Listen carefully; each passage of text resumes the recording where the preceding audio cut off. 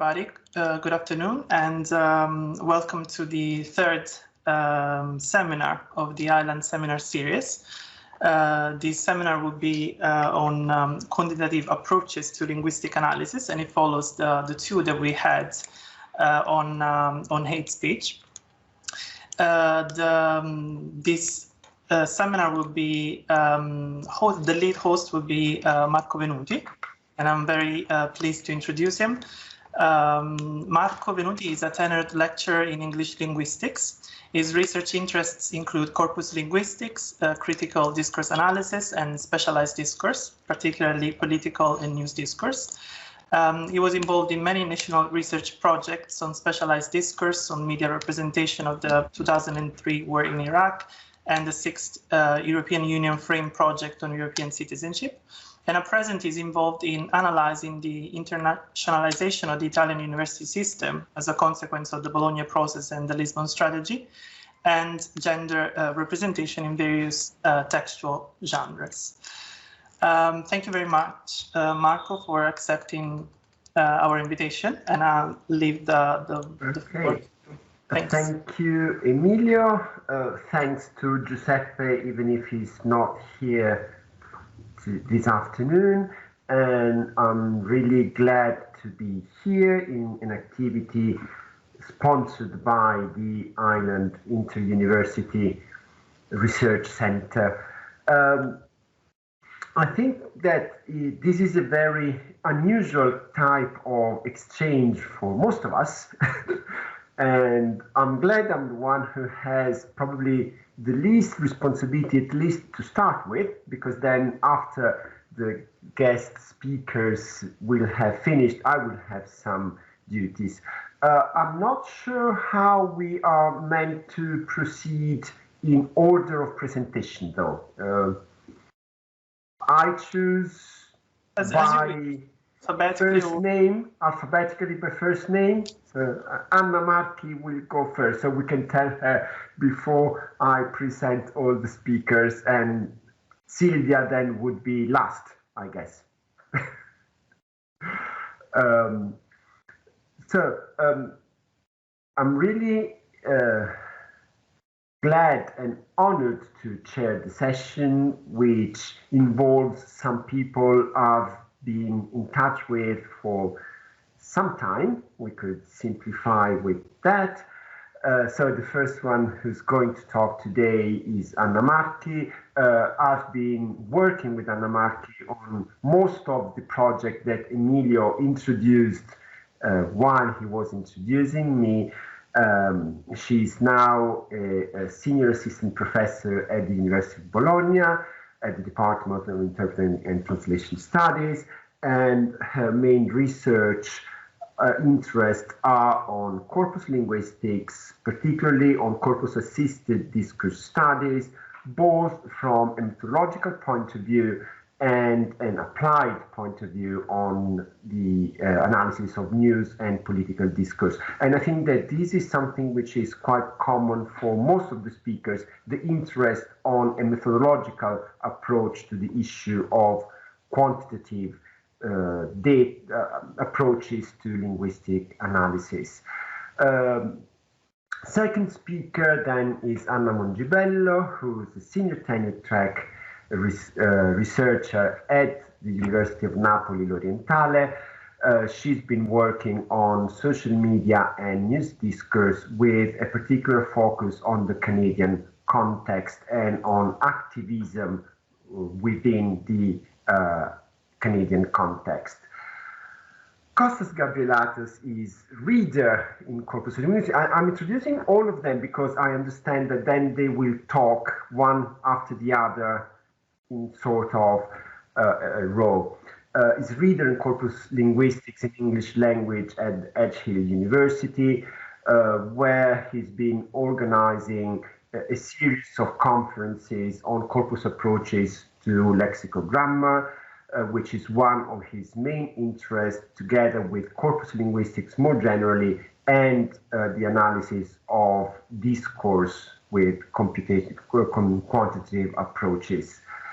Silvia, the last speaker, is full professor of English language at the University of Bologna, same department as Anna, Department of Interpreting and Translation Studies.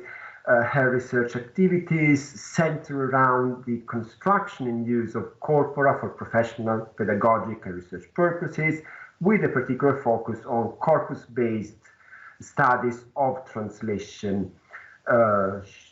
And I think I'll stop that there and we'll leave the floor to the four speakers. Anna, thanks. Hello, everyone.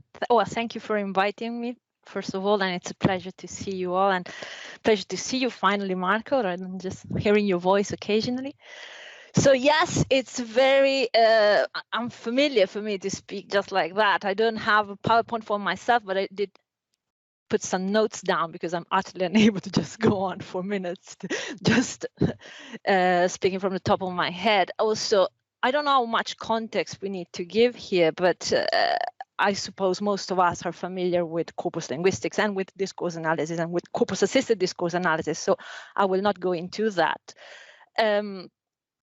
What I do is basically discourse analysis using corpora, but I'm also a linguist that is interested in discourses. So the two things intermingle, and I guess sometimes labels make things more complicated. What I think we can possibly all agree with is that an argument for quantification in discourse analysis is largely recognized. Quantification accounts for the pervasive power of repetition, the accumulation of patterns, and very qualitative effects in terms of dominance, habitus, or coding orientations, or however we want to call them. So I don't think that nowadays the criticism that quantification is mindless number crunching could still stand. It's actually a very thoughtful number crunching, and it allows us to account for the scale of phenomena, achieve greater soundness. Yet with this, I don't want to get any close to the concept of objectivity, because we know that does not apply and does not exist. But yes, for our ability to make generalizations and to replicate the analysis if needed. And at the same time, I think a point that is relevant is that accounting for the scale of phenomena doesn't mean that we are only interested in large phenomena, but that we want to be comprehensive in our analysis. So I agree with the perhaps overused quote that not everything that counts can be counted and not everything that can be counted counts. But this just tells us that frequency is not necessarily a parameter for relevance, the same way that scarcity does not equate irrelevance. And it's a criticism to so-called quantitative research that is rather shallow, I think, and based on flawed assumption that confuses an analysis, quantitative analysis, so analysis of quantity with an interest in frequency. Because first of all, it's misguiding, I think, because we're just as interested in what appears little or not at all in our data. So if something doesn't happen in a corpus, it's sometimes even more interesting than if it happens a lot in a corpus. And we are just as interesting in the meanings of the frequencies and absences we find or fail to find. So what we do with quantification is use it as the first step for meaningful linguistic analysis, because we are linguists and we are interested in language. So we use the corpora as tools, and they provide added value. But I also don't think that we should only use corpora because they are interpreted as adding value. I see it a lot in interdisciplinary research, in particular, that corpus linguistics and CADS in general is used with this ancillary function. So you supply the data, and this is related to another big misconception, and I think even worse, a misuse of quantitative analysis and corpus analysis in general. The idea that it's a quick button pushing process. when it's exactly the opposite. So there is a substantial difference between automatic analysis and corpus assisted or computer assisted, if we want to go back to the original place where corpus assisted comes from analysis. So while it's true that it's easy to fill up a paper with a bit of tables and a bit of data and razzle dazzle, at the same time we also know that producing an individual table for it may take days and days and days of work. So it's a very long and time-consuming process, and so it may take seconds to produce a word list or a keywords list or a list of collocates, but then the manual work that goes into the handling of the lists and interpretation, I see actually CADS people as the resistance against automation. I think Silvia put it very well in her plenary at last CADS conference, that we should resist automation. Quantitative analysis takes time, it takes imagination, and this is because it's exactly the opposite of the criticism that sometimes it's brought to it, because what we try to do, I think, is count what is difficult to count, not counting what is easy to count. So to account for linguistic complexity, and we are faced with linguistic complexity the whole time, because most of the time we are studying wide-ranging concepts that are very hard to operationalize and defy lexicalization, and to be pinned down in individual words. Then you look up and decide what representation was. It's usually much more complicated and bigger than that, and it requires an awful lot of analogic work, all this digital stuff that we handle, this big data, and I think it's more difficult to do this good old-fashioned thinking for people who use corpora, because you do the old-fashioned thinking on a huge playground of data. So there is that challenge. What I think perhaps the main problem, if we want to put it in a critical, challenging way, and I quote Costas here, is that corpus linguistics is very easy to do badly. And it's a famous quote. Everybody quotes Costas on this one, even if I don't think he's ever written it down somewhere, but everybody knows this is Costas. Because when we use corpus tools, not in their bottom-up perspective, but we employ them to find what we expect to find, or rather what we want to find, because there's nothing intrinsically wrong in checking what you expect.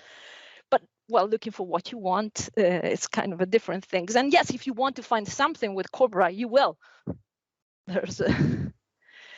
So in this sense, we end up using quantitative methods in the famous Mark Twain way. So as the drunk man uses a lamppost for support rather than for illumination. And yes, harsh, but also true, I think. So for a long time, we have seen qualitative methods and quantitative methods being pitched as a dichotomy, but I said it other times, I think it's a false dichotomy, because what we do is a qualitative analysis of quantifiable patterns. So it's both things at the same time, and in any case there is a continuum.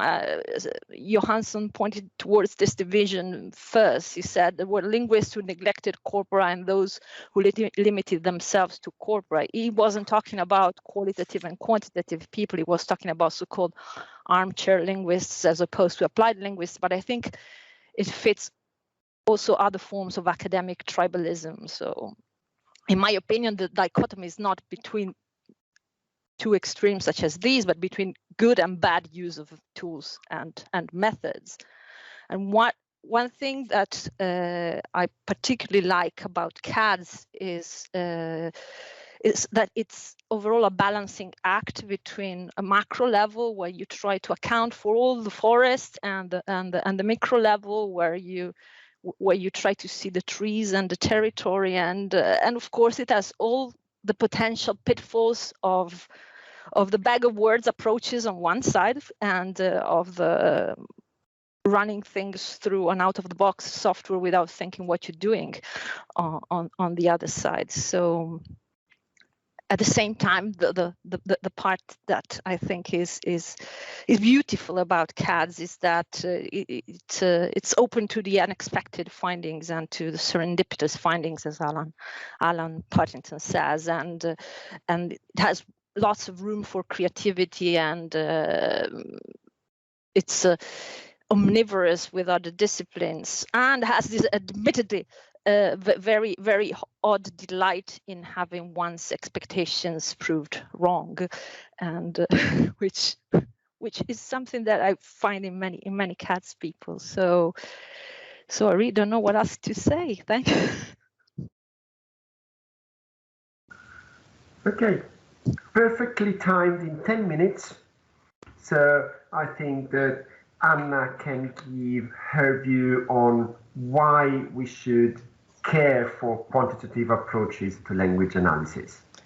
Yeah, thank you. Thanks, Marco. And I just want to thank Giuseppe, even if it's not here, and Emilio for organizing this event, and of course Marco for leading the conversation, and all the other speakers here. It's, what can I say? It's a great honor for me to share the screen with such great scholars who have inspired my own research. So I'll try to answer the question by referring to my own research activity using quantitative methodologies of analysis. And as Marco said in the beginning, my research focuses on the Canadian context and ethnic media. More specifically, my focus is on how Indigenous peoples represent themselves and are represented in Canadian TV news using the tools of corpus linguistics and the lens of critical discourse analysis, of course, so perfectly in line with what Anna was saying a few minutes ago. In my case, the choice of corpus analysis is due to the fact that I believe that, and I share what scholars have said about this, that corpus analysis helps us make sense of how discourses are constructed in language.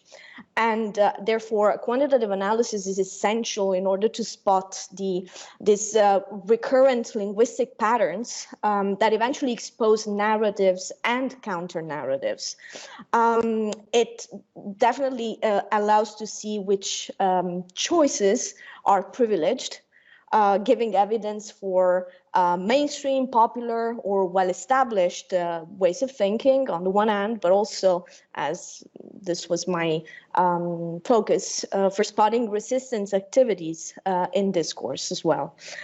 So in my research on Indigenous representations and self-representation, in trying to uncover the different stances, I've also extensively drawn from the cultural, social, and historical context, since I strongly believe that background knowledge is necessary in order to understand linguistic phenomena. So my initial assumption, and here I'm giving some info about my research. My initial assumption was that mainstream TV news is a form of hegemonic discourse, affecting and construing realities for the audience, also about the lives of ethnic minorities, which can be a problem.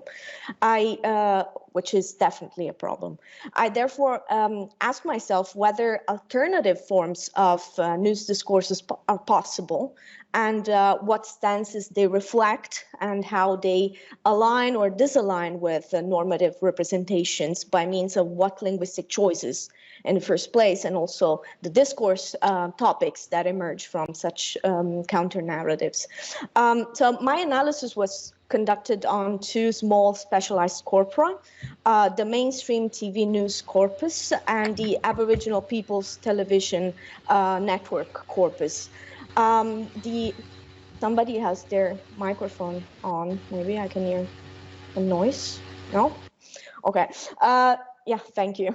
The networks selected for the analysis were the two mainstream Canadian TV channels, CBC, the Canadian Broadcasting Corporation and CTV on one hand, and the Aboriginal People's Television Network, that's APTN, on the other. So just to give you some context, APTN is seen in Canada as the only space in the Canadian national mediascape where Aboriginal peoples are regularly visible. But APTN is not just a place where that shares Indigenous stories. It is also made by Indigenous peoples because 65% of its employees are of Indigenous ancestry, which makes this network particularly interesting from the point of view of discourse and language. Both corpora contain TV news transcripts. I selected about 450 news stories for each corpus. Most of the transcripts were retrieved from online databases like LexisNexis and ProQuest whenever possible. When it was not possible, especially in the case of the APTN news stories, I transcribed manually some of the TV news stories, which was extremely time consuming. The time frame was set to 2012-2013 because these were the years of the Idle No More movement, which is a pan-Indigenous movement originated in Canada as a protest against a budget bill which threatened to impact on established Indigenous rights and environmental protections. The movement mobilized lots of nonviolent marches across Canada's major cities in order to engage the Canadian government on issues affecting Indigenous peoples. In analyzing my data, I used Sketch Engine and Kong. Of course, what I did was basically using the models provided by Paul Baker and Gabrielatos, McInerney and Hardy, and many others that I cannot even mention because it's too long of a list. I transferred their models into the field of counter discourses to see what happened. Now, I don't have time to go through the results of the whole study, and it's not the purpose of this seminar, but I'll just share some of the results, at least for what concerns what I think is probably the most interesting part of this research. That is the one that pertains to APTN news.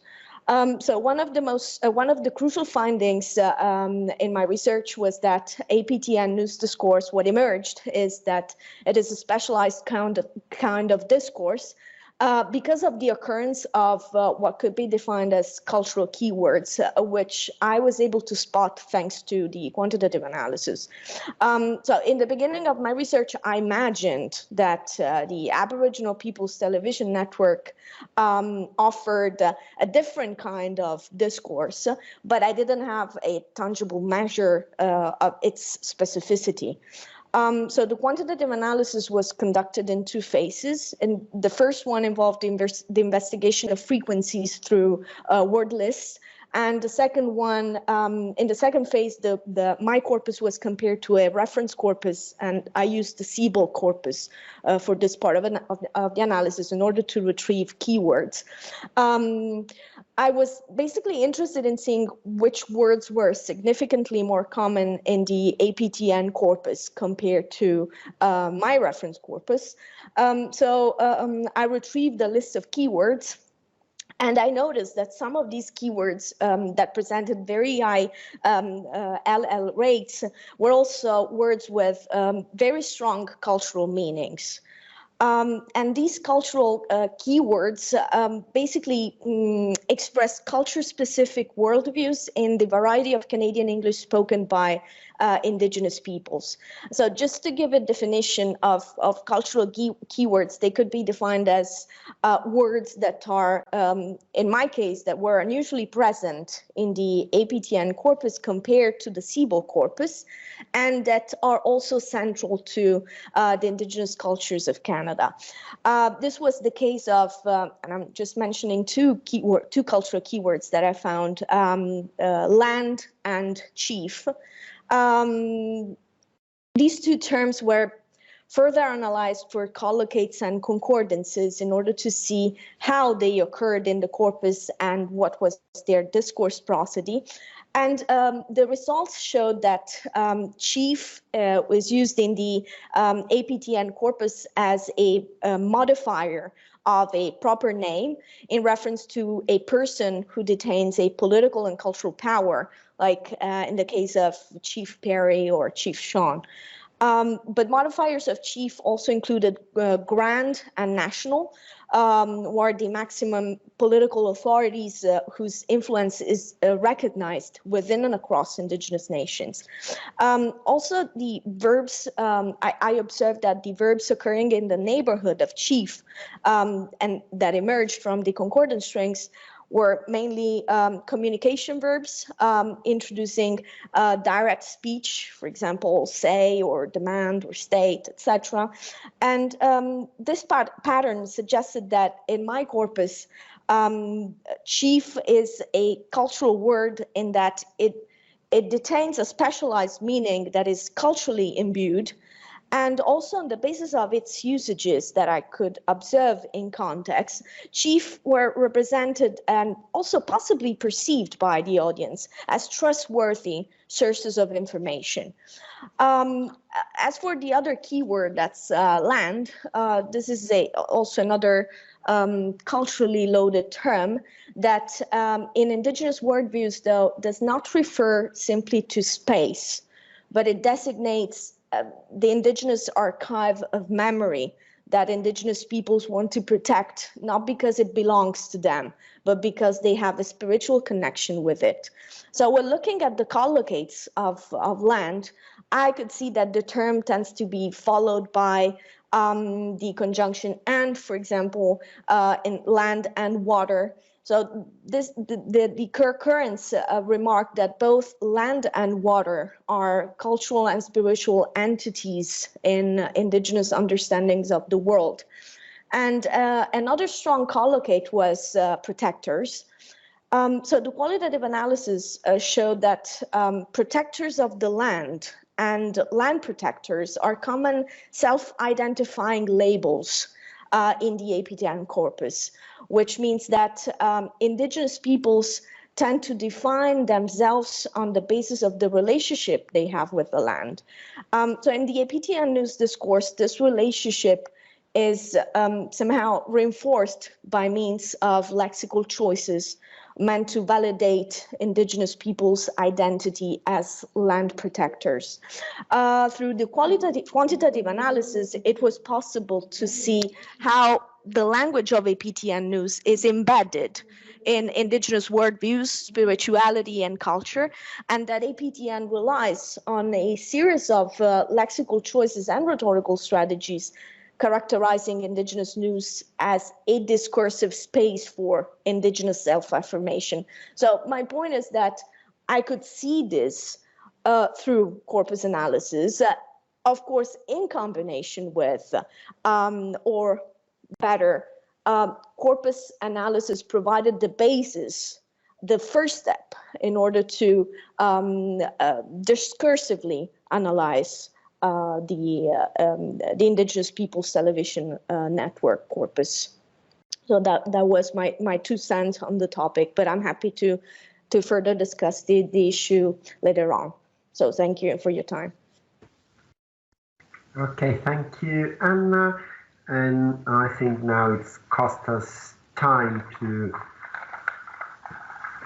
share his opinion on the need or the value of a quantitative approach.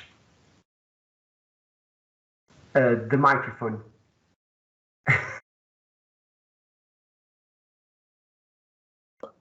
First of all, thank you, Emilio and Marco, for inviting me. Now, I would like to start with a warning. I will not accept the, let's say, description of corpus linguistics as a quantitative approach. I would like to problematize this label. I would like to problematize the quantitative-qualitative distinction, and I have a few words of choice to say about qualitative analysis or what passes for qualitative analysis. My motivation is that since my first encounter with corpus linguistics, I realized that there's no way you can count anything else but qualitative labels. So anything we count is a qualitative label, whether this label is verb, verb of motion, a relative clause, negative prosodies, positive attitude, or whatnot. So if corpus linguistics is a quantitative approach, then who gives us the qualitative labels that we count? The answer is we do. So I will need to sort of disagree a bit with Anna. Is it Mongibello, right? We don't start with the quantitative analysis. We don't start with the corpus analysis. We start with qualitative labels that we either have assigned ourselves or assigned by a theory or given to us. So let's have a look now at what we call qualitative approaches. And before I say that, I think that for quite a long time we have been shooting ourselves in the foot. We have been on the defensive.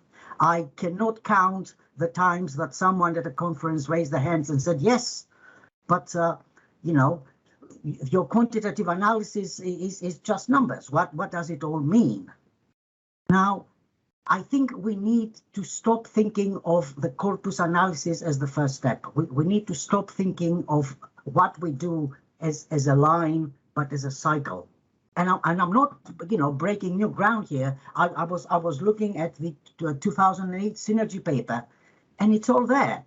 It's been quoted right, left, and center, but maybe these particular instances have been disregarded. So we keep on accepting uncritically the qualitative-quantitative distinction. Okay, now qualitative analysis, right? I have two things to say about qualitative analysis. They're not always qualitative analysis. To me, an analysis is called qualitative when it is technical, when you have an annotation scheme backed up by a theory or at least very, very clear and strong definitions, and the annotation scheme has got internal consistency. You don't have overlaps of categories. You can't say, oh, this, what are my labels? What are the values? And nothing needs to overlap. They have to be discrete categories. Now, to me, and I will use the word passes advisedly, what passes for qualitative analysis, most of the cases, is impressionistic analysis. People influenced by some sort of theory, informed by some sort of theory, read a few texts and then write their impressions about those texts. I invite you to read, qualitative CDA and let me know if you find a methodology section with a detailed annotation scheme, which is then applied to the data.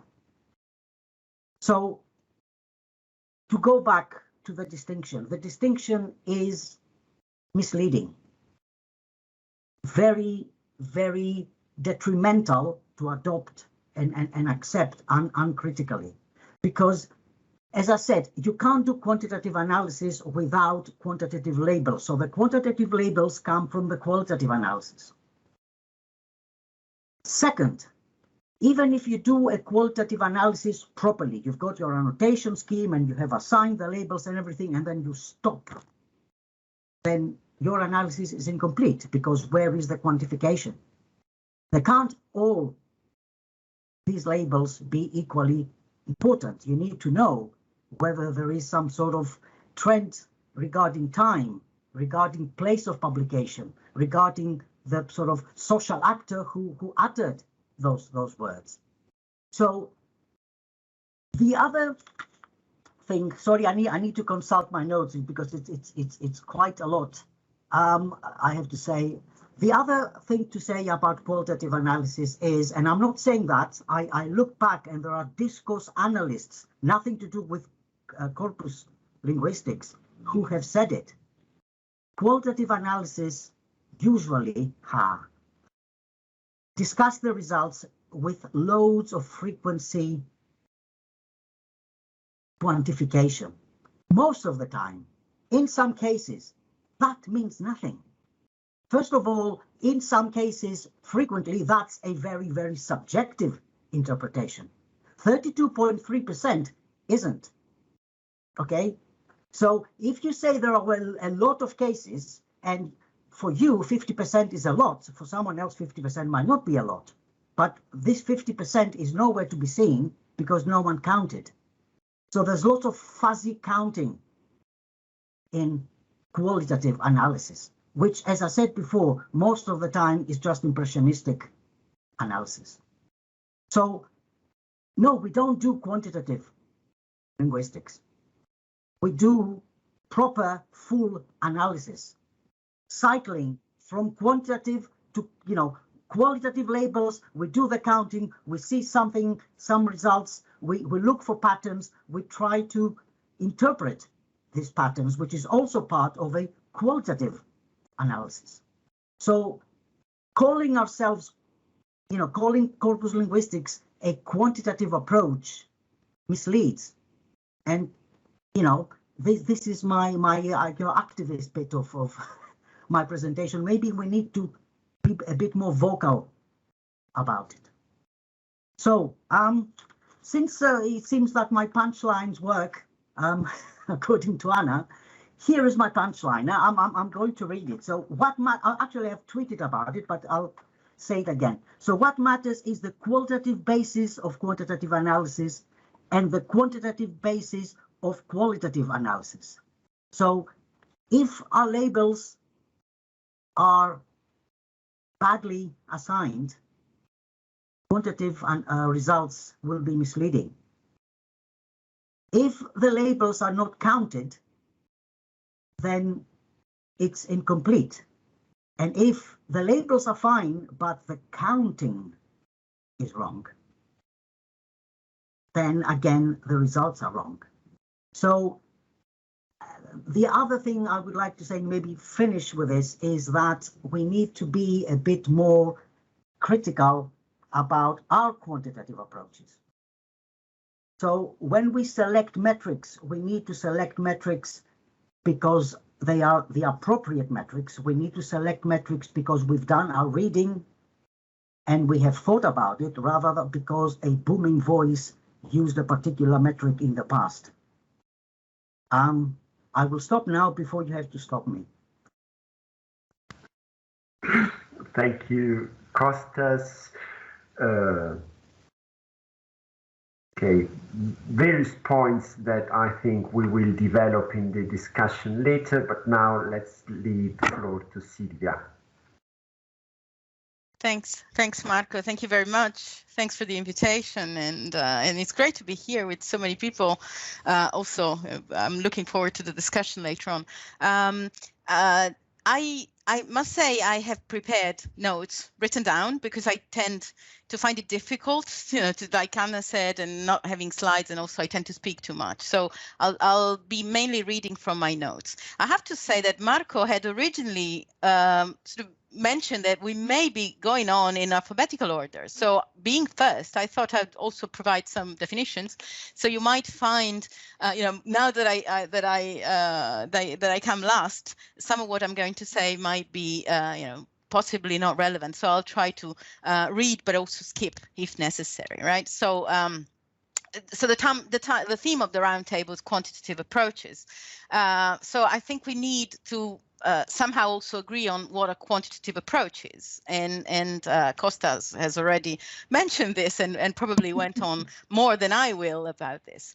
But I think we can probably understand the notion in either a broader or a stricter sense. So if the broad sense, in the broad sense, I think we might want to see, or we might see quantitative approaches as approaches that take frequencies of linguistic constructs or labeled patterns of words, etc., into consideration alongside more qualitative methods. And I'm going to find it difficult to mention now the word qualitative.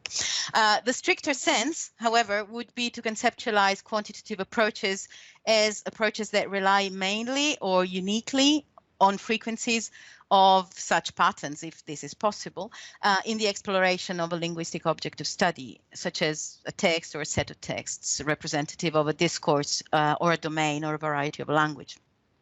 Of course, these two poles are not alternatives. They're opposite ends of a continuous scale within probably any linguistic field, including corpus linguistics, but not limited to corpus linguistics. This is why I always like to quote from a lecture by William Labov that he gave in 2020, and I'm going to quote extensively from this lecture because I transcribed it from the video. That was the peak of the lockdown at the time, so there was plenty of time. And you all know probably William Labov. He's a sociolinguist, and he's probably best known for his Language in the Inner City volume, where he established Black vernacular English as a separate dialect of English. And in that talk, he says, I entered the study of linguistics after 10 years as an industrial chemist. I brought with me the habits of numerical recordings, testing and experimentation, and entered into the pursuit of the universal properties of human language at Columbia University. There I found a very different mode of gathering data. For most linguists at that time, it was by asking the question, can you say this? Can you say that? It occurred to me that the field could profit by the adoption of a new invention, the tape recorder. I also found that it was good that I brought my numerical habits with me because there was considerable variation in the way that people said the same thing. In my effort to record linguistic variation, I introduced the concept of linguistic variable. It wasn't clear how widely it would be accepted. The only numbers in most linguistic articles at that time were the numbers on the pages. While the concept of linguistic variables and associated methods for observing and comparing values of variables are central to corpus analysis, they're also fundamental to any other approach, I believe, to linguistics that takes empirical data into account.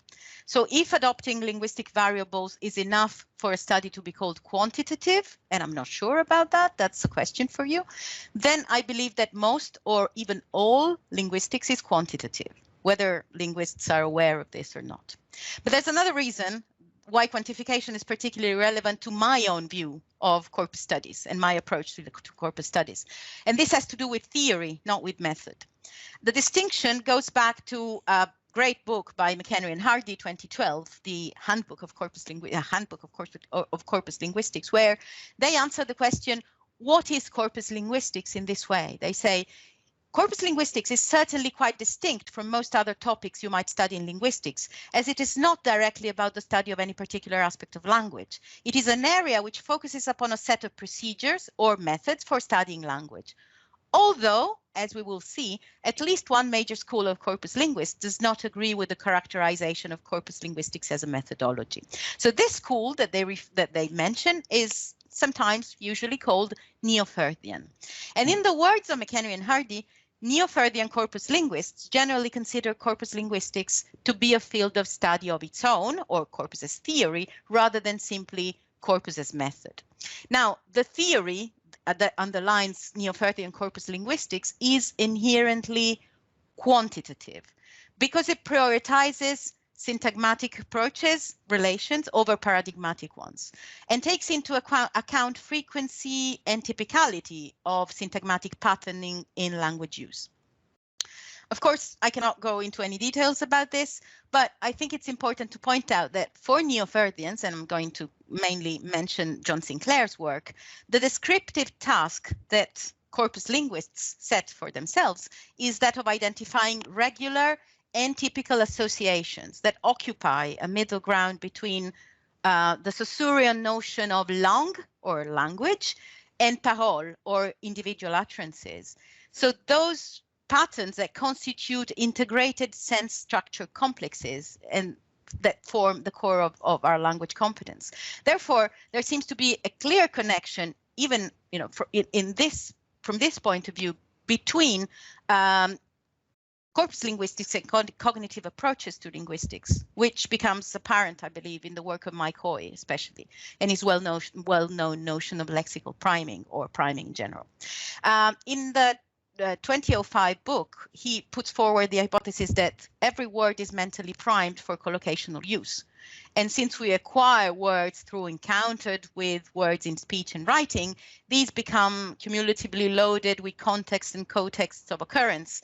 And therefore, our knowledge of language includes also probabilities of occurrence of words in certain patterns in certain contexts. And working psycholinguistic linguistics and neurolinguistics has since confirmed this view, and there are several articles, including one from 2005 by Anna Centuria, where she provides evidence that frequency and predictability of formulaic sequences is proved, that there's a relation between our representation of these patterns and frequency and predictability that we observe in texts. Now I'm going to have to rush on.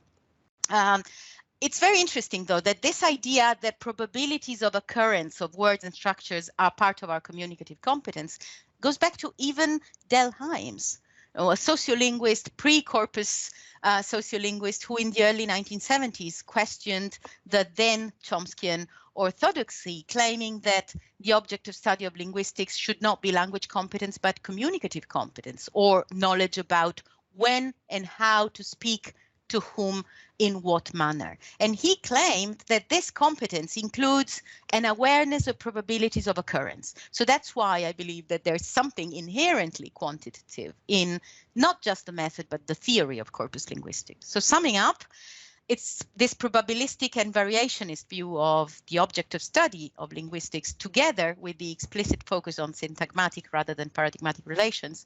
And these are both founding principles of corpus linguistics, at least in the neo-Firthian view, that justify the adoption of quantitative approaches, not just on methodological grounds, but also on theoretical grounds. Now, one might conclude that all there is to corpus linguistics is quantitative, but indeed, going back to the same book that I mentioned before, McHenry and Hardy 2012, they mention that there's a continuum and the need in all corpus studies to move constantly from tools like word listing, where you have a more quantitative approach, what I would call a more corpus-driven approach, and so more quantitative corpus-driven versus concordance analysis, more qualitative, more corpus-based. And they say they are both equally important to corpus linguistics, and equally is important, right? So I would object again to the view that there's a stronger emphasis on quantitative, computational, statistic approaches that rely or prioritize these over qualitative approaches without providing a joint focus on both. The decision as to what methods to use prioritarily depends on the research questions and the researcher's cultural and methodological background and framework, but the more quantitative and the more qualitative approaches can and should coexist, not just in corpus linguistics, but I believe in all linguistics. There's no advantage in going exclusively quantitative and exclusively qualitative if our aim is that of understanding how languages work. And I think nowadays it's particularly important to try and resist, like Anna said, this big data tide. Everything has to be big data. So if I have 2 minutes to conclude, there was I'm going to quote from a computational linguist who took part in this so-called boot camp debate that was published in the, you may remember this, it was published in 2010 in the International Journal of Corpus Linguistics. So Yorick Wilkes writes that I think many corpus linguists are a bit frightened of corpus linguistics or natural language processing as representing real computation and prefer to tinker with small toolboxes to no clear end while muttering the incantation, trust the text. Computing over very large corpora that are not humanly viewable or assimilatable or even readable in many human lifetimes. It is this latter activity that both computational linguistics and corpus linguistics claim to be involved in. Now, I think this is not true if presented as a general statement, because these claims seem to embody the view that computational thinking and big data are the only way forward in linguistics. In other words, that computational linguistics subsumes all other approaches to empirical language analysis. And this is the view of a computational linguist, of course, right? My view would instead be that quantitative methods and computational tools can sharpen our understanding and guide our intuitions, like Anna said, but that linguistics is still very much an exercise in human interpretation and critical thought. So the number crunching is good. The real computation is necessary. It can be important, but the most important part of this, I think, is that we need to stay open and curious enough to learn new methods and use them appropriately, but we need to use them to our own ends, to our own purposes, because it's in this balance of appropriately used quantitative methods and insightful qualitative observations that lies the greatest contribution we can make to corpus linguistics when we see corpus linguistics as a tool to understand language in a socially relevant manner. And I'll stop here. Thank you. Okay, thank you, Silvia. Thanks to all four speakers. And now it's my turn to have a difficult task, trying to raise some of the issues. I've taken notes myself while listening to your contributions. Something that I think most of you mentioned or somehow implied, which I believe is something that has to be again stated clearly, is that there is need for great awareness of what people do. Great awareness in the tools, in the consequences of the choice people make while they use the tools, because we've got quite a lot of freedom in defining metrics, statistics, thresholds, and all of these choices have great impact on the quantification. So if we somehow agree that quantification may be a useful starting point, a useful approach, a useful theoretical perspective on what language is and how language is used, we have to make sure that we know what we're doing. That is the plain way of putting it. Do you agree? I mean, to what extent people should be trained in all the, which sometimes may be perceived as more technical aspects of how to use a piece of software, which in the end are not that technical because they've got huge impact on how then we deal with the results that we get out of the choices we make. Don't know whether we want to, again, follow the same alphabetical order, or it's up to you who wants to share their opinion first. Okay, I think I jumped in. Go ahead. Well, ideally, yes, it would be great if people, you know, future corpus linguists were trained before they embarked on their first study. But this is not always the case. Quite a lot of people have adopted corpus linguistics techniques to a smaller or larger extent after they got their PhD, maybe even after years of you know, doing other kinds of research. So it's I guess up to the individual to look for opportunities to get this knowledge, get this experience. And with so many boot camps, summer schools, online videos, online events like this one, I think that there are, you know, these opportunities are there. I mean, judging from myself, you know, my first year of a PhD, I did the master course in corpus linguistics, and that was my starting point. But I basically learned about corpus linguistics myself. It was more of a self-study with a good start, I have to say. It helped quite a lot. On the other hand, of course, if we look at these courses, different courses will be taught by different people from different perspectives, and then people might finish those courses thinking of corpus linguistics in quite different ways.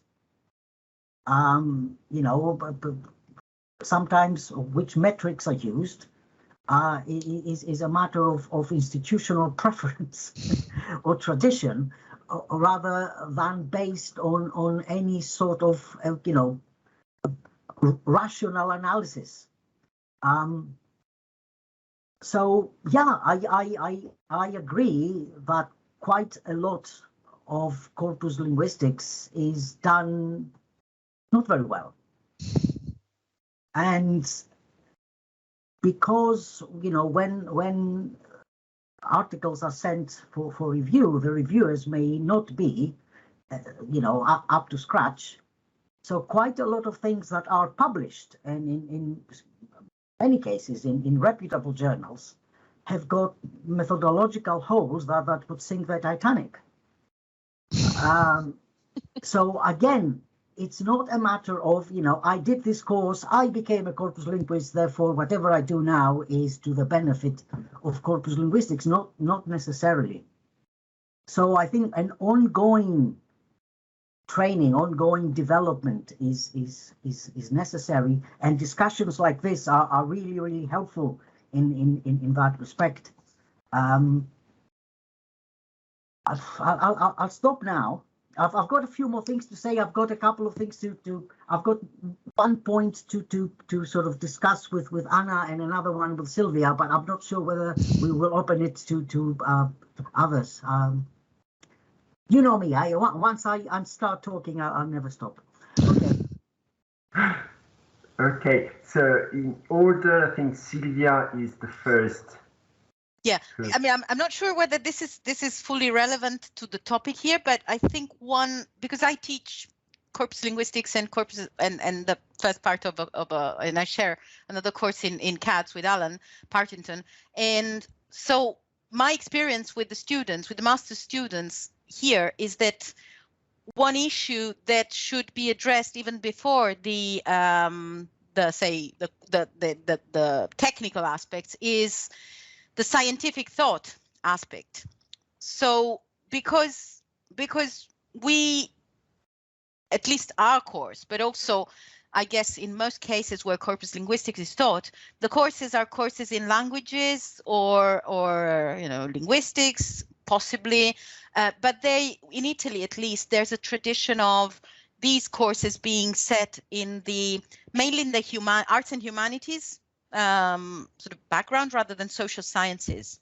Right? I think that's the frame of reference that we think about. And I was surprised I had once in a research, we had a series of seminars with staff and students on research methods. And I asked my colleagues and the students, so do you think that the study of language is part of social sciences, or would you see yourself as a social scientist or as a humanities person? And I would say that probably 2/3 said humanities, right? To me, language study or linguistics are firmly within the social sciences, not within the humanities. So there's also an issue with whether the students are aware at all of the scientific method. Because if one doesn't start from there, then the techniques would be without foundations. Like you tell them, you have to compare these two sets of data, but then they don't know what the hypothesis is or how to write their hypothesis. So that's even a larger issue that I think would need to be addressed. I agree with both of you. Actually, that doesn't come as a surprise, quite frankly. And one thing I wanted to add, I recently reread something Stefan Gries wrote because Costas suggested it during a Corpus and Discourse coffee meeting we had, and I strongly disagree with him. I have to say, I don't think we should necessarily teach students statistics, or it should be part of the linguistics syllabus if you want to be a corpus linguist, because it's sort of what we should teach is awareness, that the fact that when you use a software, you're using a software because you need that software to do something for you, not because you are marrying that software, and so you just do what the software can do. And on this fact, yes, I agree with Stefan Gries, because he says that we get this out-of-the-box software, and if it can do what we want, then what we want is part of our study. Otherwise, we just forget it. So every time Costas was talking about bad examples, every time I see a paper saying, or students writing a thesis chapter saying, well, I used wordsmith for this, end of story, and the methodology and tool becomes sort of the same thing. That is what appalls me. I agree with Silvia that we should teach them the scientific method rather than the tools that allow you to apply that method that you have no in-depth recognition of. Another thing that came up earlier was you mentioned, Silvia mentioned Michael Hoyas as an example, and a few days ago there was a symposium on occasion of his birthday, for which he didn't get to celebrate, of course, and Susan Hanson, talking about Michael, said that he was a noticer and used theories. He said the theories made observation useful. So we use the tools in order to get the data for the observations, but without the theories behind them, they're worthless. So I think we should put more effort into the teaching of linguistic theory rather than in teaching students how to program. I don't know how to program myself. I would love to learn how to program, but I think it's a skill that I have plenty of years to acquire, as I had to acquire all the other skills. So we get to learn how to use Wordsmith or AntConc or Sketch Engine. Well, the way you do it is by using them. You don't need specific teaching in that. The important thing is that you know what you're doing with it. For example, Costas was saying acknowledging mistakes as well. I've worked for years analyzing keywords. I never do keywords now, ever. I just don't find them in any way useful, and I regret having used them so much in the past. So I think also reflexivity on what we've done before, how we've done it, how we can do it better and make new mistakes is also something we should teach more.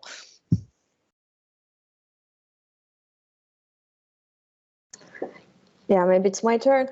No, I just wanted to thank the speakers for their opinions and lots of thoughts and notes as well.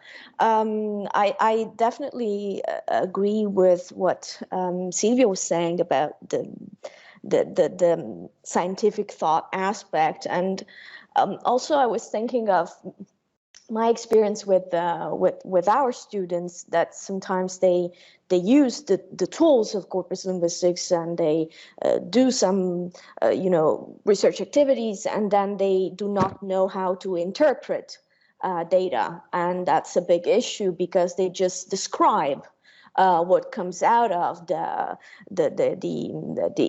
corpus interrogation, but that they do not know how to interpret them, and it's just descriptive. It's all descriptive. So I just wanted to raise this point and see what you think and what's your experience.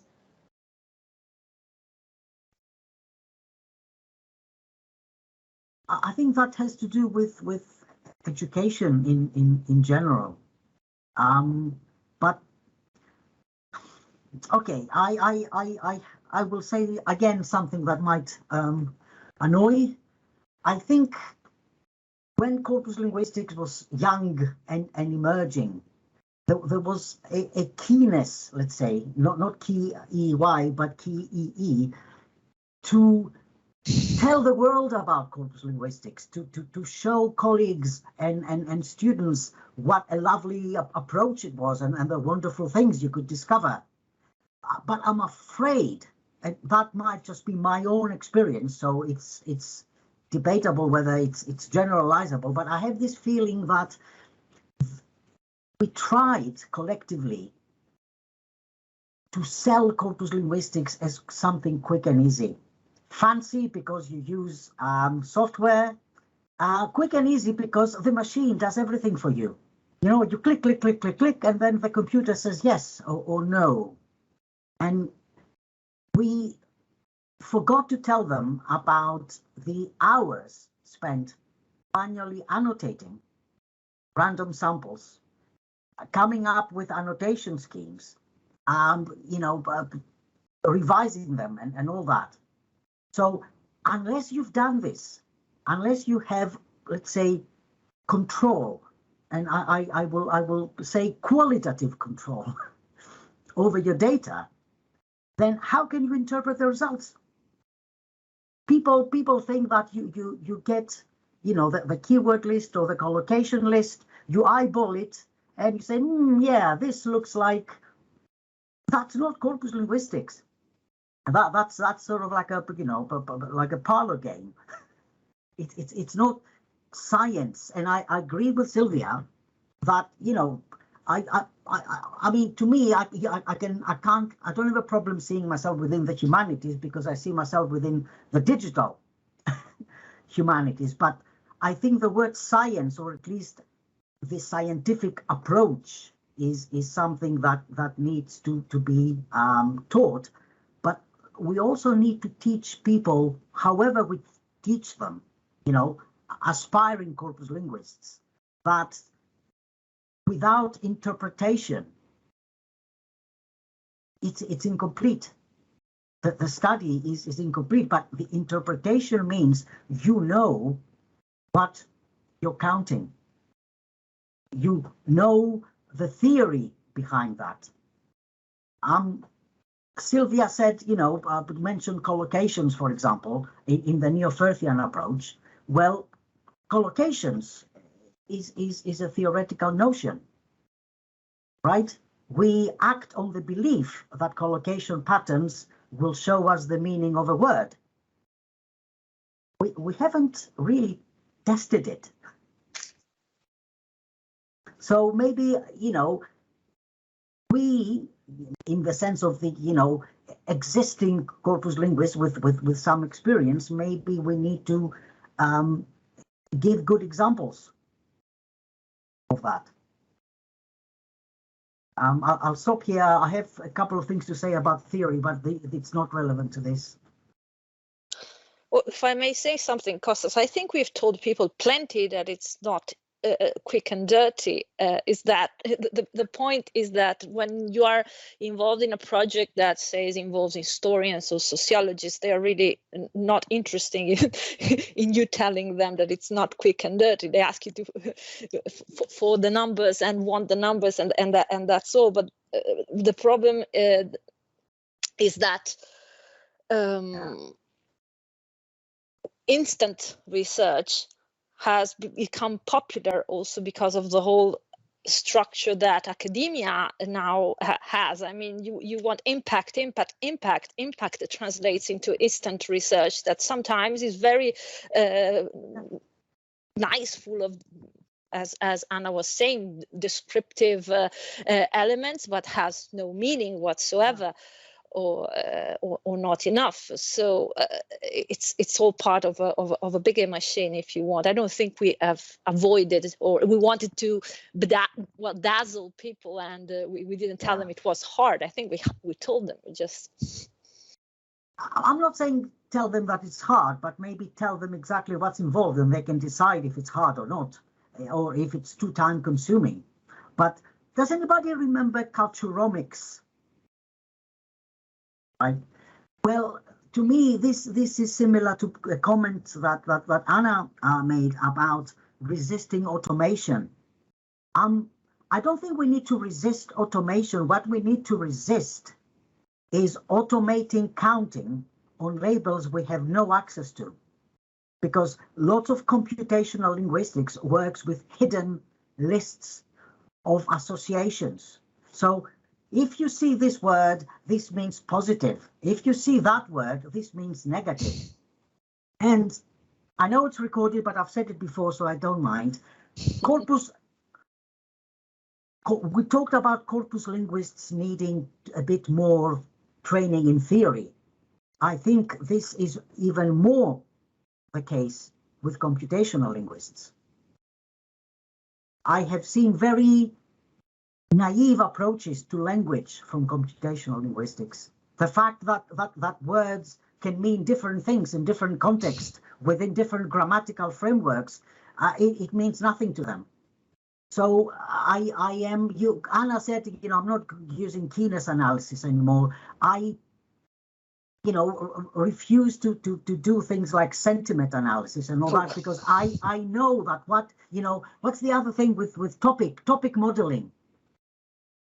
Everything I've read about topic modeling tells me one thing. We have these hidden association lists, and then we click the button, and what you get comes from those lists which you don't have access to or are naively constructed. But we trust those results. Why do we trust those results? Well, they seem to be trusted because no one understands how they are produced. Therefore, it must be scientifically valid. There's programming involved, there's stuff that we don't know. And instead of being skeptical, we tend to be more trusting.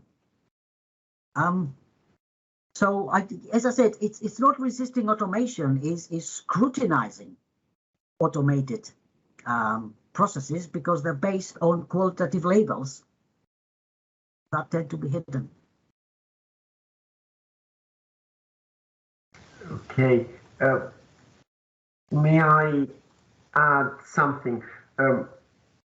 Obviously, I agree and I'm happy that Silvia raised the issue of what is a scientific approach, because I had in my notes something which is obviously related to that, which is the importance of planning the research activities, which obviously is related to a scientific approach, which is something that I spend a lot of time trying to teach to my students, that if you want to use a piece of software to quantify a linguistic variable, if we want to include that, you need to know again what you're doing and what data you're using, how they can actually answer your questions, if they can answer your questions, because not all available data is fit for any possible interest that we may have.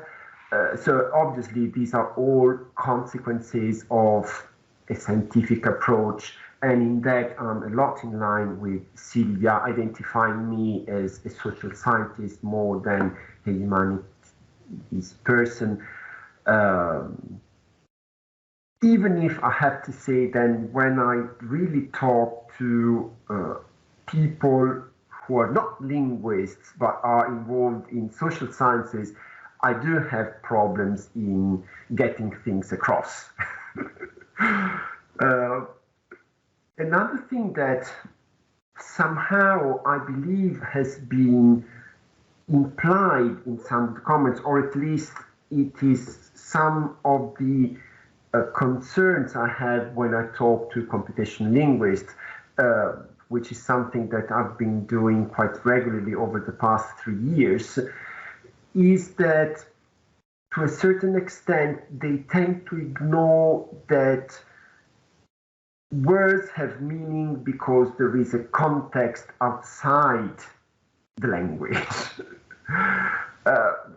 which is a huge problem, because without probably what Costas, Silvia were talking about, without a theory that we apply to language and how we interpret language, so we can call it labels, categories, it's very difficult to make sense of the text-context relationship in a meaningful way.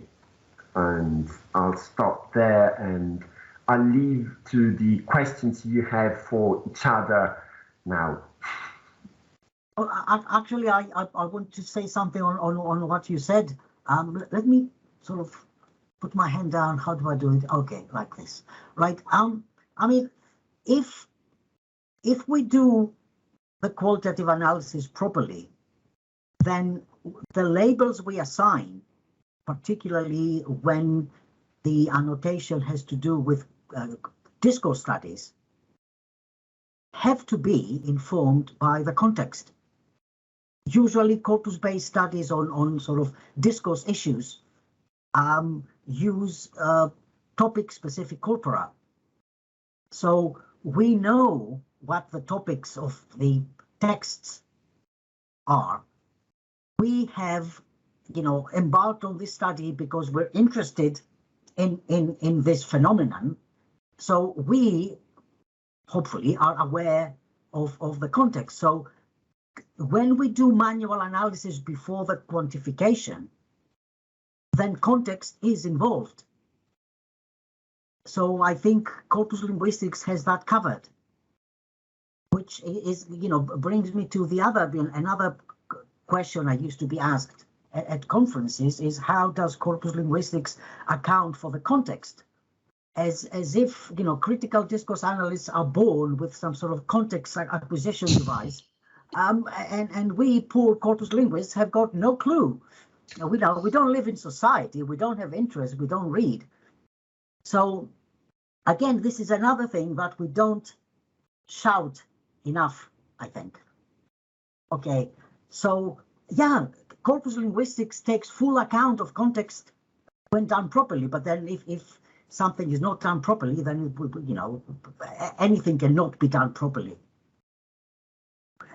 That's what I would say. Marco, is there any chance that we can open to questions from the audience or comments from the audience? Is that possible? Do you think you had time? I guess they've probably grown very bored listening to us talking about all the things that are really important to us, but we don't know whether they're of any interest to people here. So what do you think? Yes, I think ideally we've got another 40 minutes, but I have enough coffee, I'm okay. We can definitely ask if somebody wants to join us in the conversation. Yeah, there is someone. I think there's one question, yes. Yeah, waiting. I can see Lucia Bamonte, perhaps wants to listen. Hello, my compliments for this very, very lively debate. Wait, can you hear an echo, or is it just my problem? An echo? A little bit, yes. Okay, anyway. So I was really interested. I am more of qualitative links, no? It sort of comes and goes. Yeah. Yes. No. Anyway, in some statistics would be appreciated, some statistic notion.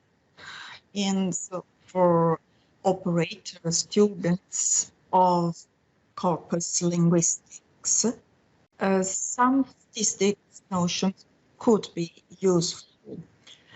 All right. Okay, next time. I see you cannot hear me properly. Is there? Okay. We can do without. My compliments again. Can we use the chat so people can write questions? Maybe. Yeah, I don't see a link. I don't see the chat link here, but maybe I don't have full access. As external, yes, probably we don't have access to chat. There is a raised hand. Cesare is. Hello, Ciao, everybody. Cesare. Ciao, can you hear me? Yeah. We can also see you now. Okay, thank you. Bye. See. Okay, no, thank you very much. It was very, very intriguing. The thing is, I didn't understand. I want to say something provocative. I didn't understand whether Silvia and Costa agreed or not on the quantitative thing, because I understood that Costa said, well, all the quantitative analysis is sort of qualitative at the beginning. And then I heard Silvia saying, well, the quantitative element, as far as I understood, and you mentioned Hoey, as I always mention Hoey, is very important because the counting and the number of occasions in which we are exposed to language, the cumulative effect, is what actually makes not only our knowledge, as you said, Silvia, but I always tell my students, our judgment about language. So we judge people and their performance with language based on our priming. So it's not just a knowledge, it's how we act in the world, how we judge people, how we create our identities, if you want to, how we create separations socially. So there's a lot of other elements that come from counting, in my opinion. Yeah, Costas, can I go first? No, yeah, of course. Right. Yes. Well, that was really well spotted, I think, Cesare, because in the end, I think basically Costas said that everything is qualitative, and I said everything is quantitative. So we seem to be. I didn't say that. No. No, that's right. That's right. I'm sort of exaggerating here, but I think we. Okay. So my point, I think, would be that we probably both agree. It's just that we were pointing out two different ways in which you can give value to one or the other poles. I mean, I don't know whether Costas would agree with that, but I would see the qualitative Klein as applying to any study in empirical linguistics, let's say.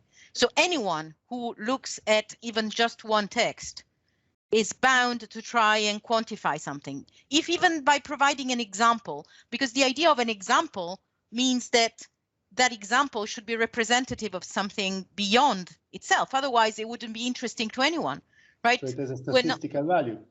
Right, and even, you know, you may want to use this idea in a sort of more intuitive way, but you're still making a claim about the typicality of that observation. Okay, that's implicit or explicit.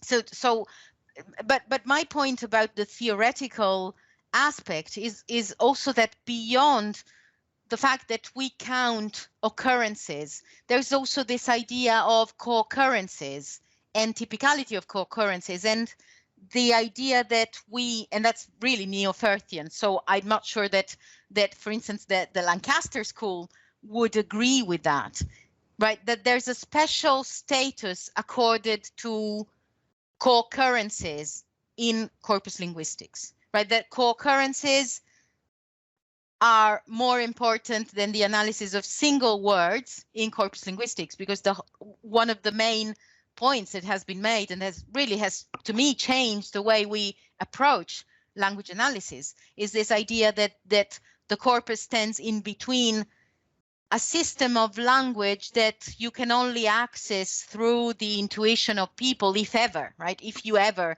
can access the linguistic system. And on the other hand, single occurrences that do not tell us anything generalizable, right? So in between my speech today that is, you know, individual, occurs once because it's fully contextually bound, and my knowledge of English, there's something that can be observed, and that is the production of many people in the same situation with certain generalizations. So this idea of the corpus as a construct where you can observe these generalizations and then you observe regularities of co-occurrence of words is why I think I would see corpus linguistics as special. And I guess if I can just take one, time to express another thought that was implicit in my 10 minutes, but I'm not sure whether I made it clear. But I did make it clear in the CATS conference plenary. If we don't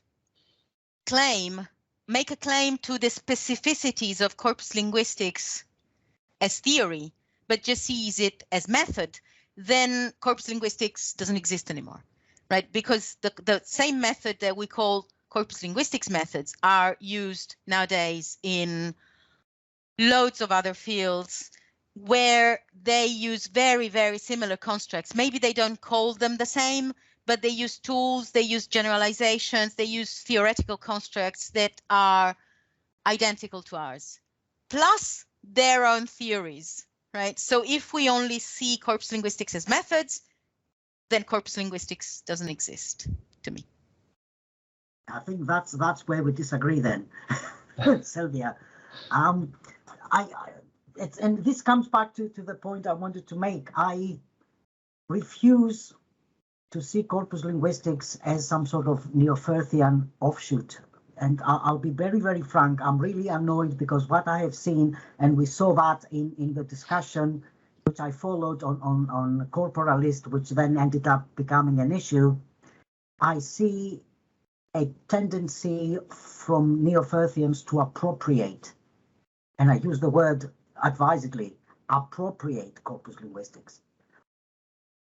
I didn't use collocation in my PhD at all. I didn't use keenness in my PhD at all. There's loads and loads and loads of work done using cognitive linguistics or construction grammar in particular, functional grammar as well.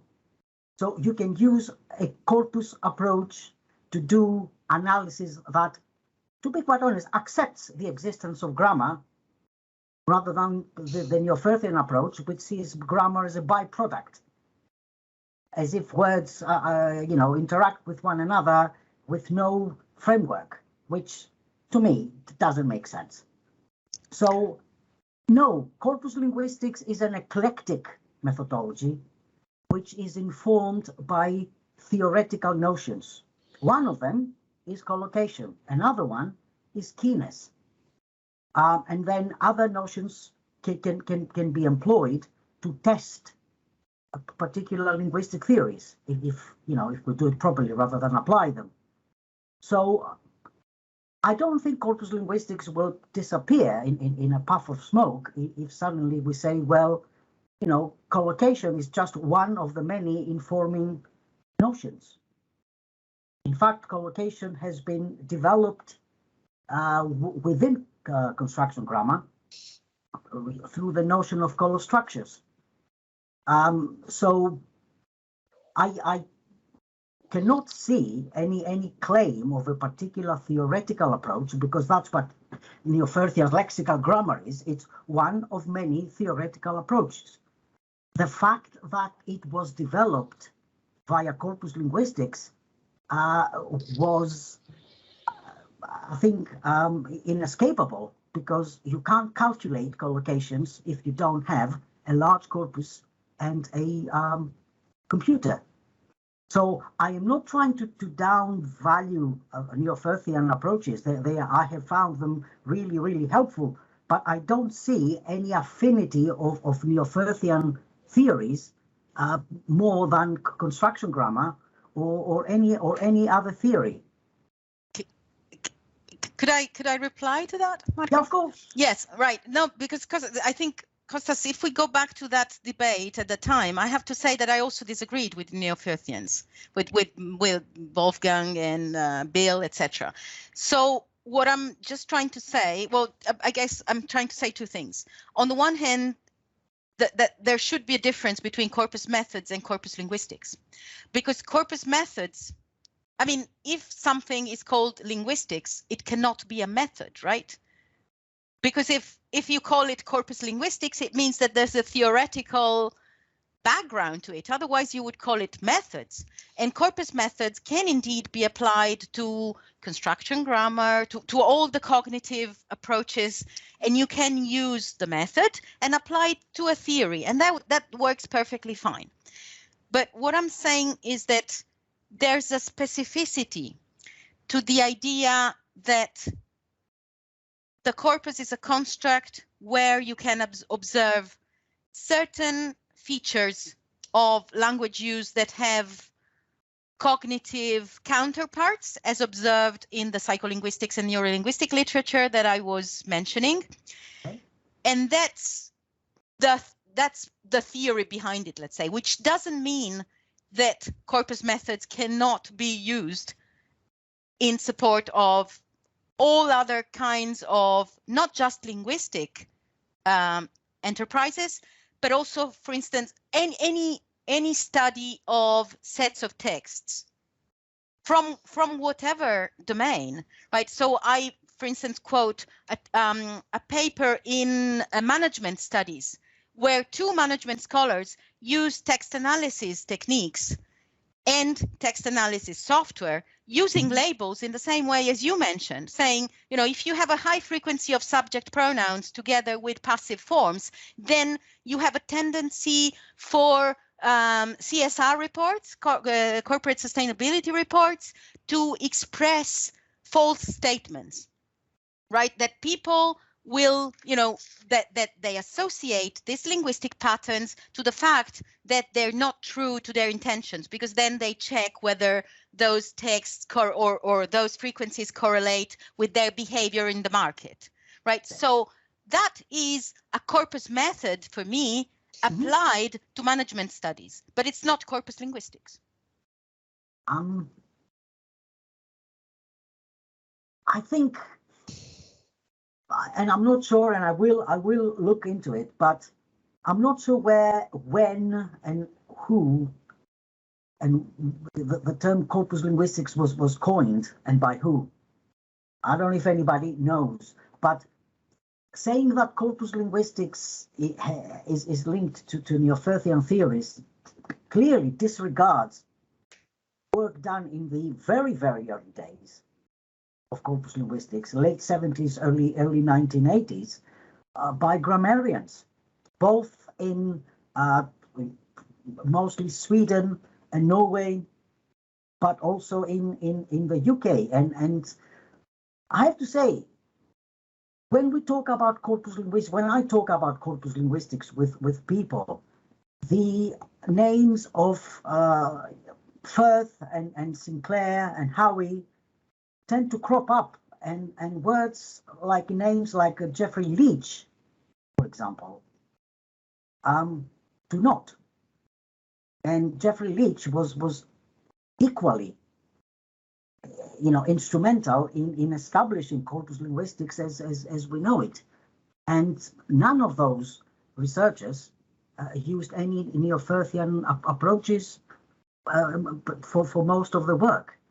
So to me, the fact that we use collocation as one of our theoretically informed techniques doesn't mean that we work within a particular theory and that there is such a thing as corpus linguistics as a theory.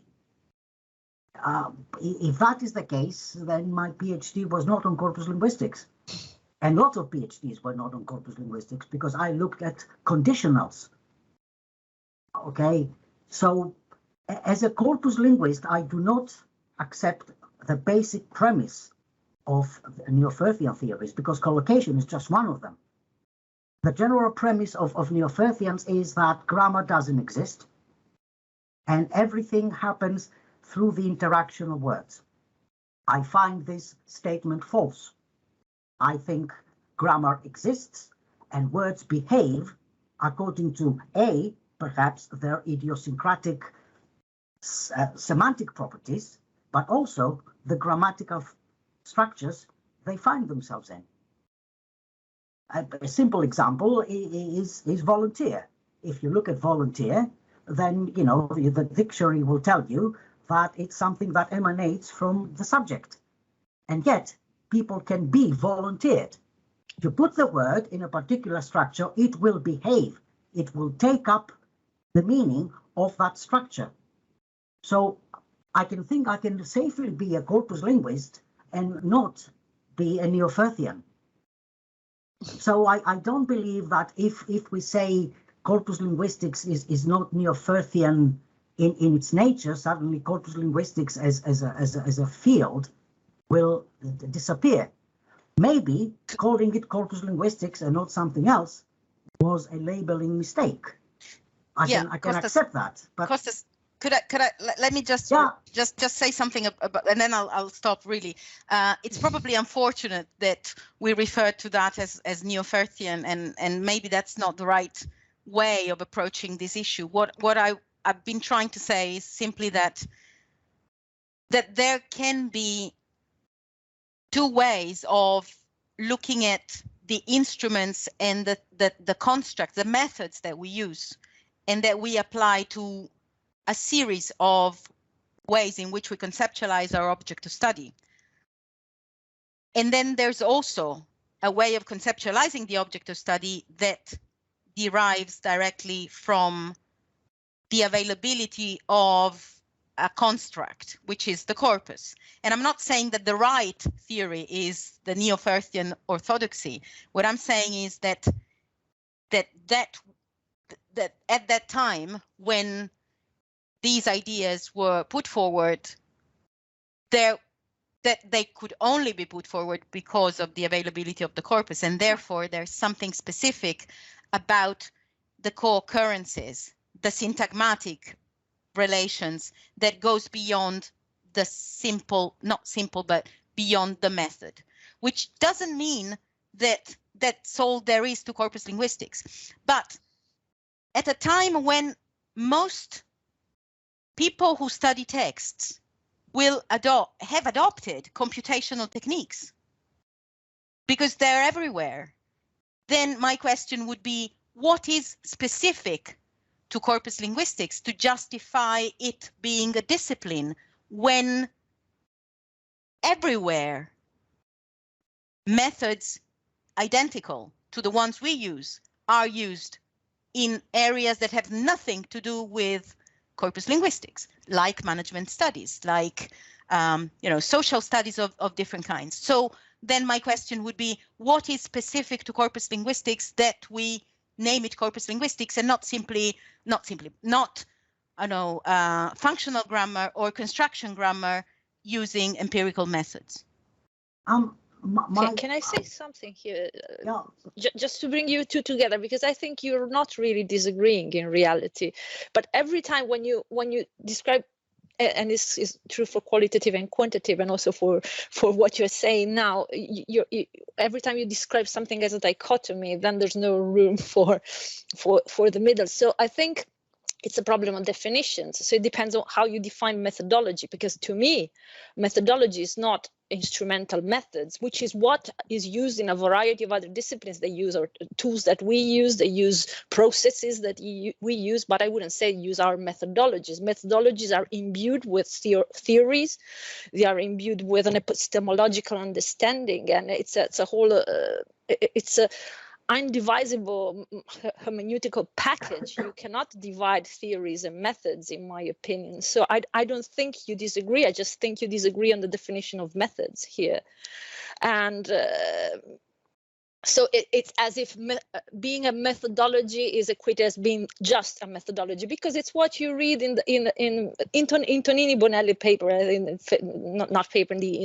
the article where she described what is a text, what is a corpus, and then there is something about being just a methodology, and I think it's this negative prosody of just a methodology that skews the discussion, the same way that we were doing with qualitative and quantitative. So I don't think we were disagreeing there, but in a way, the minute that for ages we have been pitched quantitative and qualitative as dichotomies, then you take the dichotomy, say quantitative as not qualitative, and you take the other meaning of qualitative, which means not deep enough, not accurate enough, not meaningful enough, whereas it's not the actual meaning that is used in the qualitative-quantitative debate. However, the other meanings of qualitative are attached to the words, and so we are primed to see it in another way. And I think exactly the same thing is happening here in a way.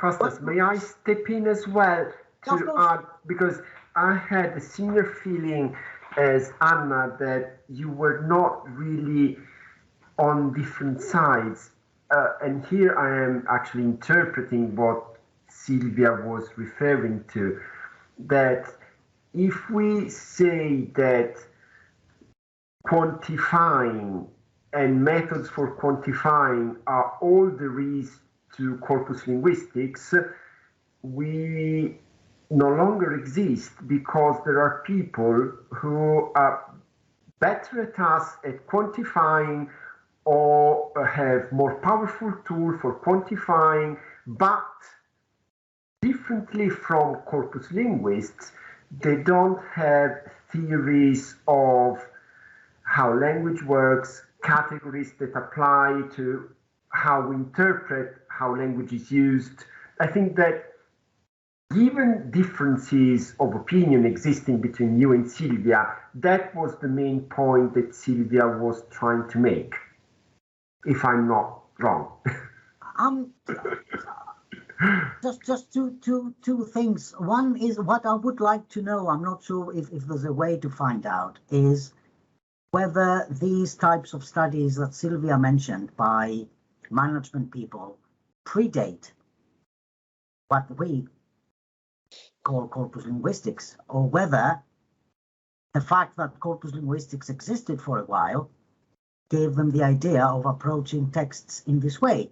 And as Marco said, our huge difference with them is that we are linguists, hopefully, and they are not. Okay? I know psychologists do discourse analysis, for example. Well, on the other hand, we are linguists, but we use statistics. So, I'm not going to cast the first stone here. But I don't think that there is a danger of us saying, look, corpus linguistics, maybe we don't want to call, I don't usually call it a methodology. I think the best way I have found of saying it is I use corpus approaches. I don't use the word linguistics. I don't use the word method. Why? Because as Anna said, methods are influenced by theories. We can't disentangle, right? So I don't think there is a problem disassociating corpus approaches from any particular linguistic theory and just saying this is a methodological toolkit that is influenced and adopts particular theoretical notions. So otherwise, if we say, well, everything starts with a word list, there are loads and loads of studies that have been done, really useful studies, that never used a word list. Because, yes, and why are word lists? Why do we start with word lists? Well, what else can we start with? If we are looking at an unannotated corpus, an untagged corpus, that's our way in. If it is annotated, if it is grammatically tagged, if it is syntactically parsed, then you can start with grammatical structures. You don't need to start with a word list. You don't need to look at co-occurrences of words. You can very well look at co-occurrences of structures. So the idea of co-occurrence, very, very useful, but I don't think it was the Neo-Firthians who came up with it. Co-occurrence is, has been a statistical type of analysis for I don't know how many decades. Correlations. So no, maybe corpus linguistics hasn't broken any new ground in terms of, let's say, statistics.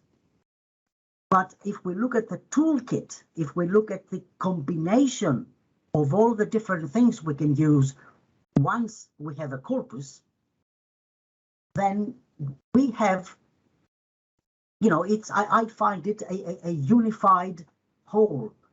Now, whether we call it corpus linguistics or corpus approaches, I don't think it really matters.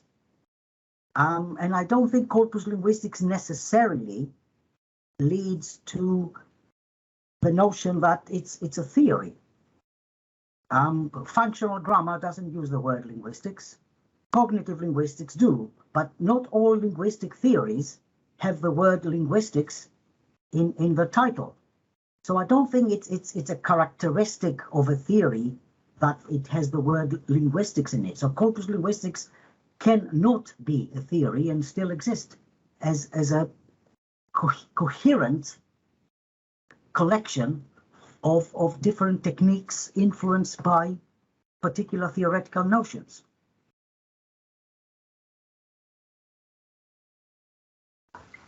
Yeah, I guess the problem with that, Costas, is that, in fact, the theoretical notions would not be there, because depending on what theory you apply the method to, then you borrow the theory from there and you use it, and you use the corpus techniques in a sort of an instrumental way. but that again could have a negative prosody, instrumental way.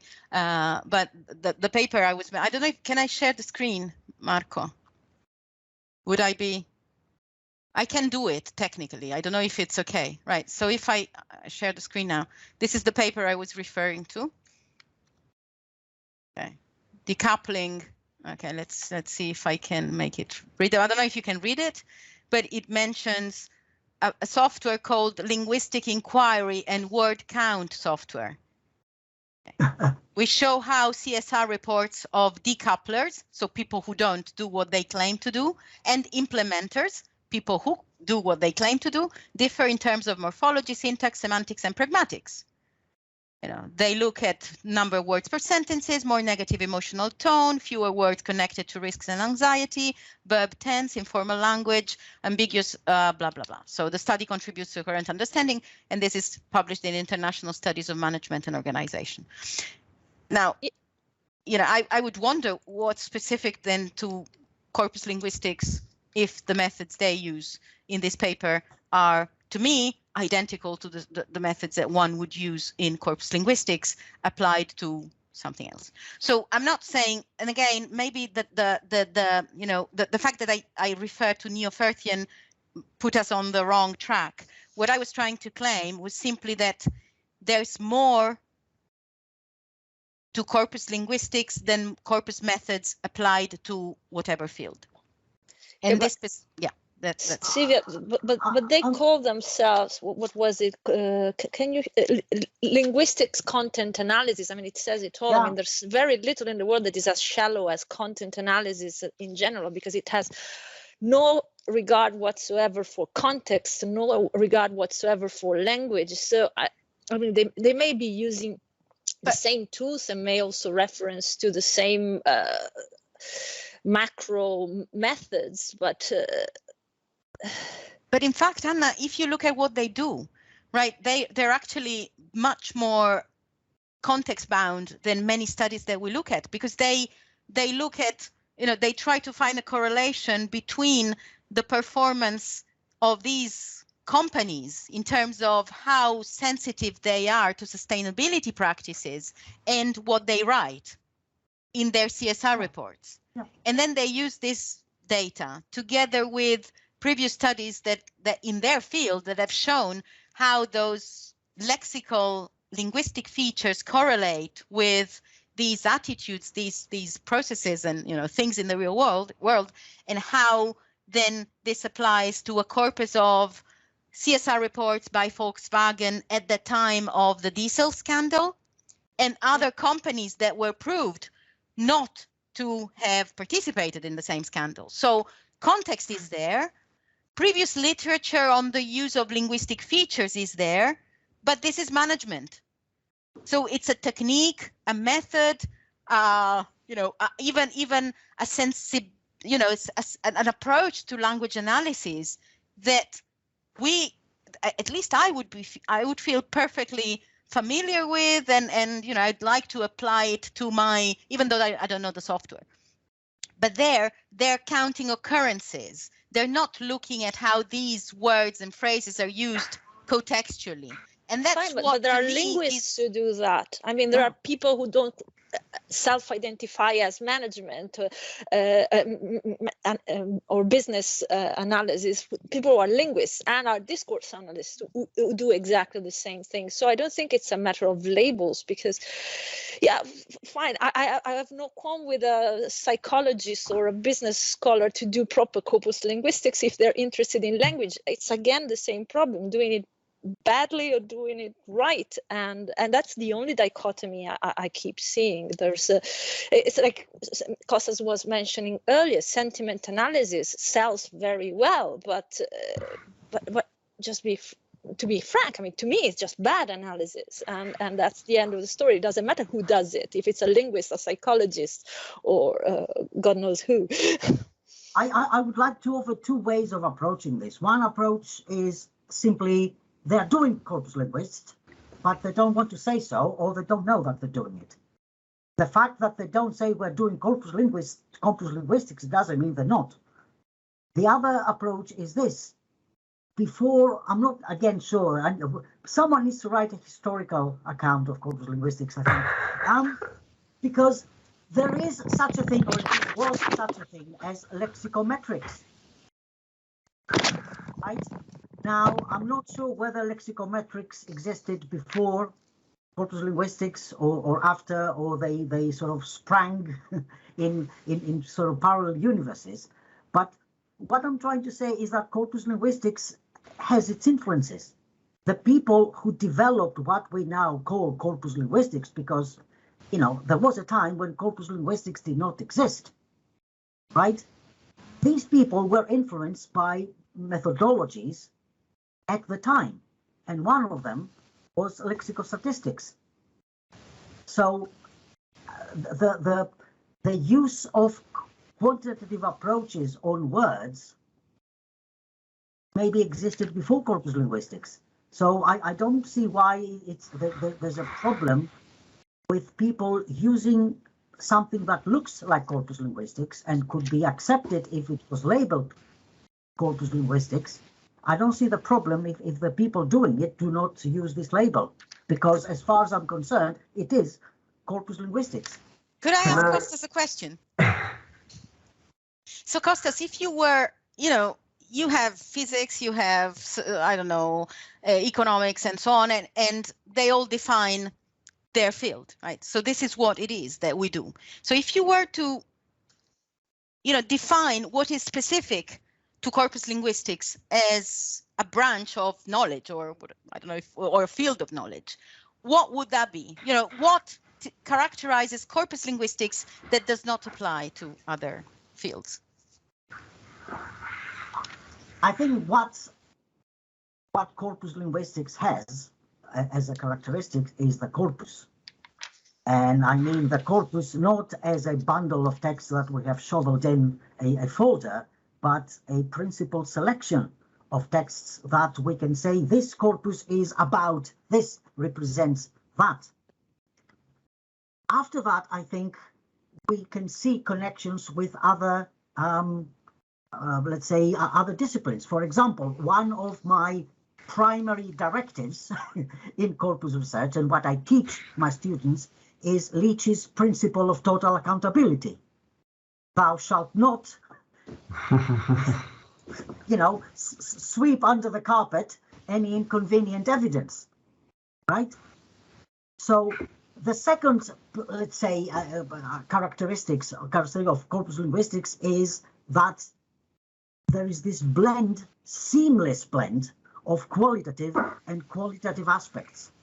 Can I step in? Because first, I think we are reaching the end of the session. Just a little thing about the article Silvia showed. If I understand the type of software that they used, my understanding of why that is not corpus linguistics is because they don't actually look at the language. They trust the labels. They don't know what the labels are. The labels suit their understanding of what is going on, and they use the results accordingly. I'm probably simplifying. They may be doing something. No, you're right, Marco. But then if that's a principle, I think half of corpus linguistics papers would, you know, get out. Or because there's so many papers in corpus linguistics as well that only look at word lists and keyword lists and so on. So you know, it's that corpus linguistics done badly cases. So it happens. Unfortunately, it does. Shall we see if there is just one last question from the people following? Yeah, of course.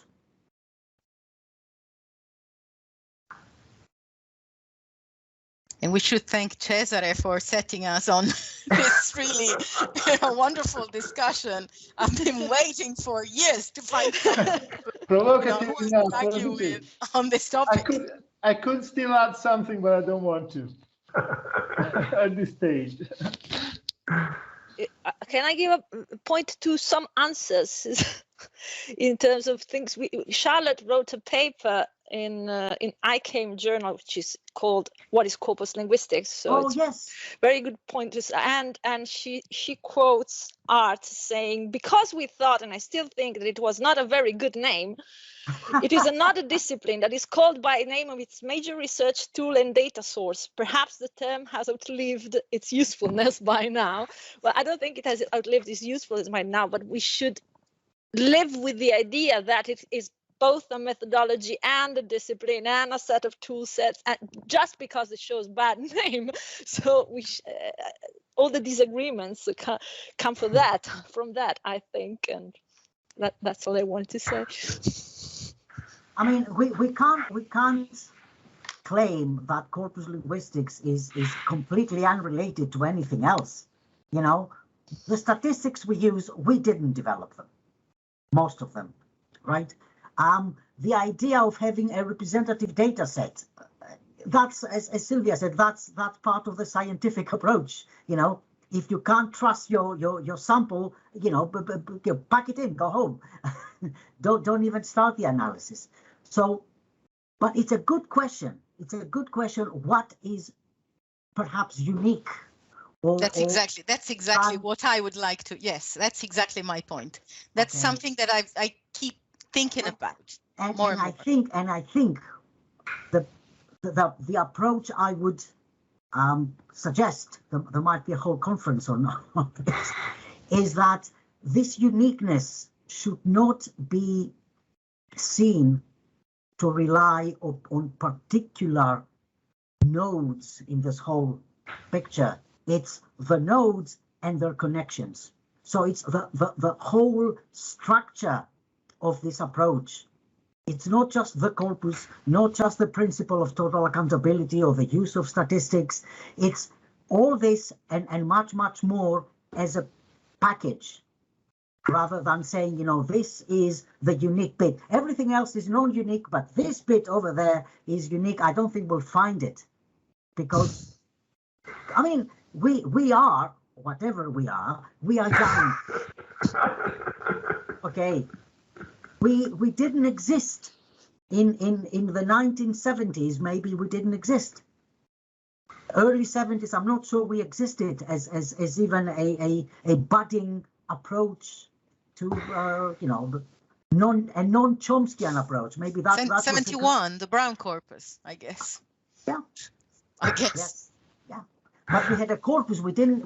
I mean, we had a corpus, and I'm sure the techniques used were influenced by lexicostatistics, you know, counting words, counting distances between words, counting the number of words, counting the letters, you know. But even concordances from the you know, the traditional studies of philology and yes.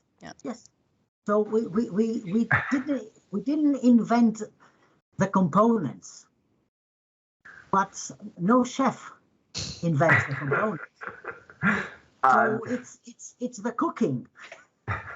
I guess it's enough food for thought for yes, I think we for all of us. Probably it's also stop dinner there time. and leave probably the floor back to Emilio if he wants to say something.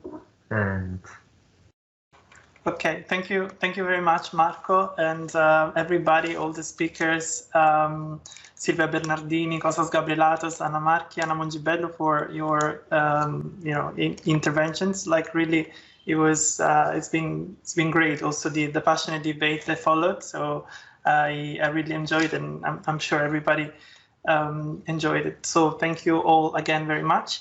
And I will just remind you of our next seminar, which will be on the 24th of March, same time, same place. This time will be in Italian, so okay, and it will be about l'ideologia del genere tra ricerca scientifica e pratica sociale. Thank you very much all for participating, and have a good evening. Grazie mille. thank you. Can I just say thank you. Bye-bye. Thank you. I thanked you when before I started, but I don't think I thanked you enough. So thank you again. This was really enjoyable. Thank you. Yes, well. Thank you all. Thank you. Thanks everybody. Bye. Bye. Bye. Bye.